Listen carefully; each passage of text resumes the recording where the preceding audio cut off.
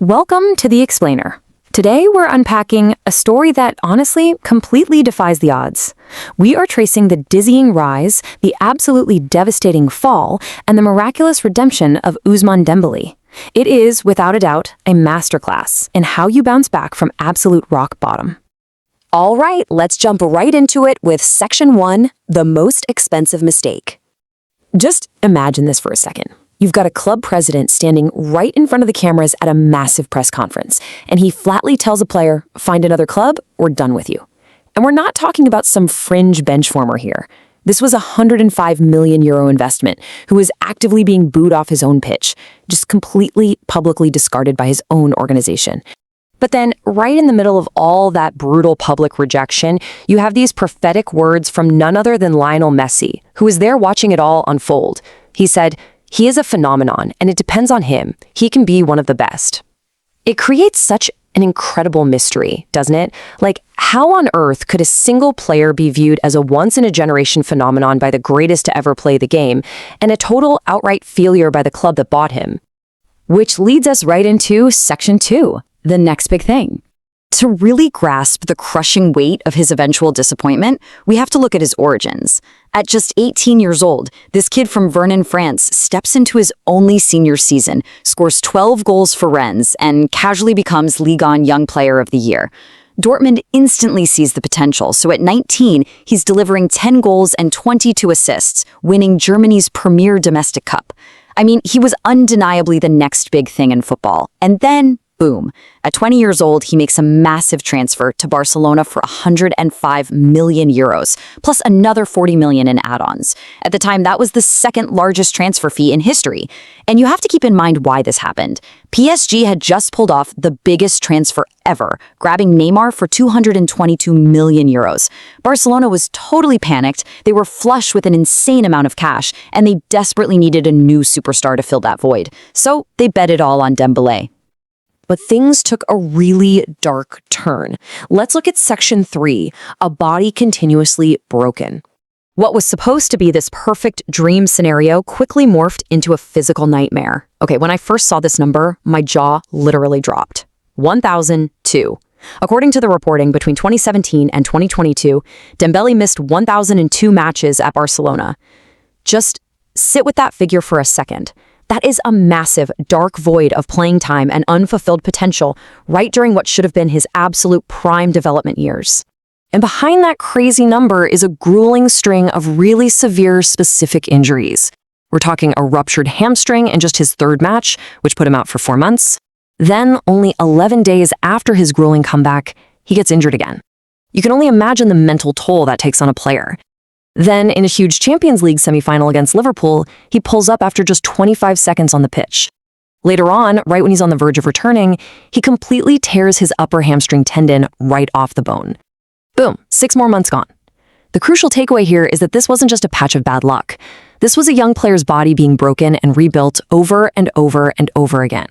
It literally required 2 separate major surgeries on the exact same leg, performed by the exact same surgeon. So, as you can imagine, the absolute despair and impatience of the Spanish media absolutely crystallized into one brutal headline: the most expensive mistake in Barcelona's history. His contract was running out, the club was very publicly washing their hands of him, and everyone in the football world thought his career at the absolute highest level was just completely finished. But here is where the script flips. Section 4, the ultimate football comeback. Right when everyone, and I mean literally everyone, wrote him off in that chaotic 2021-2022 season, Dembélé just put his head down. He somehow played the absolute best football of his Barcelona tenure, managing an incredible 13 assists in just 21 appearances. Paris Saint-Germain saw this underlying data and they pounced, executing step 1. They acquired him for what now looks like an absolute steal at €50 million. His first season in France was, decent. Not spectacular, just 3 league goals, but it was a vital process of rebuilding his confidence inside a completely new system. And then came step 2. By his second season, the confidence just surged. He exploded to become the joint top scorer in Ligue 1 with 21 goals and was rightfully named the Ligue 1 Player of the Year for the first time. PSG patiently let him rebuild his form, and wow, it paid off massively. And then the 2024-2025 season happens. The output here is just absolutely staggering. We're talking 33 goals and 15 assists across 49 appearances.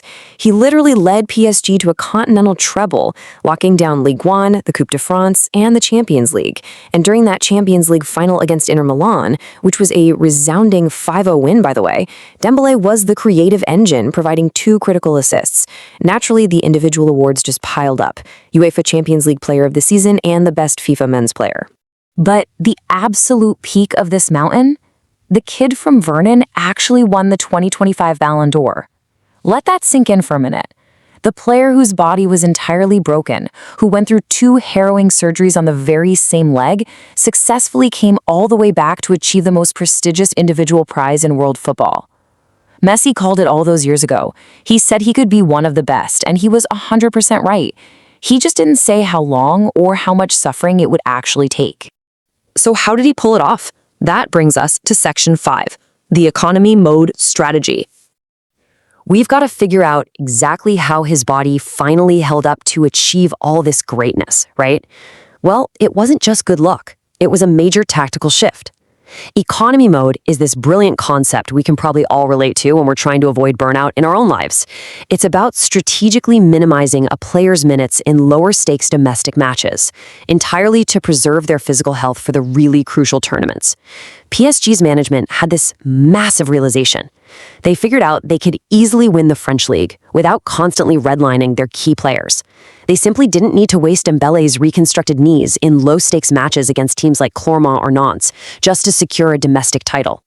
You can really see this strategy in action when you compare Dembélé to a peer like Michael Olise. Dembélé played only 931 minutes in Ligue 1 this season, right alongside 738 in the Champions League. It is incredibly rare for a player's domestic and European minutes to be that perfectly balanced. Meanwhile, you've got Olise grinding out a massive 2,198 minutes in the Bundesliga while also playing 1,081 in the UCL.